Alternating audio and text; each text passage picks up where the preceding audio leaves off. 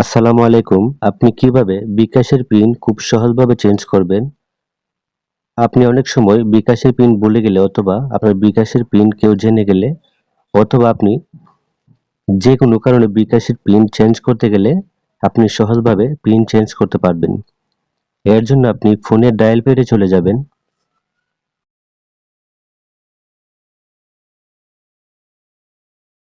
Dial প্যাডে আপনি লিখবেন *247#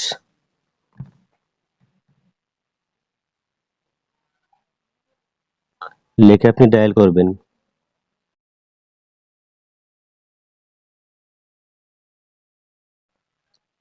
তারপরে ৯ নাম্বার আছে মাই বিকাশ, এখানে ক্লিক করবেন।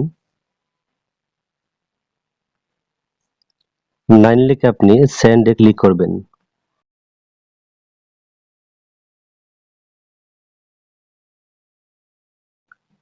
তারপরে ৩ নাম্বার আছে চেঞ্জ পিন, এখানে ক্লিক করবেন। ৩ নাম্বার লিখে আপনি সেন্ড এ ক্লিক করে দিবেন।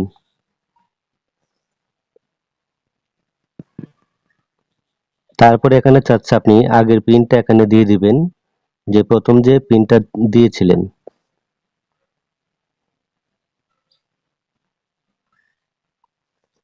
আগের পিনটা দিয়ে আপনি সেন্ড এ ক্লিক করে দিবেন।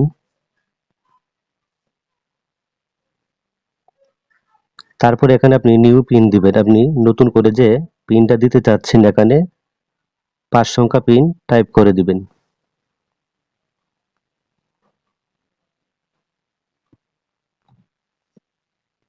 টাইপ করার পর আপনি সেন্ড এ ক্লিক করবেন। এখন যে নতুন যে পিনটা দিয়েছিলেন এই পিনটা আবার এখানে ডায়াল করতে হবে।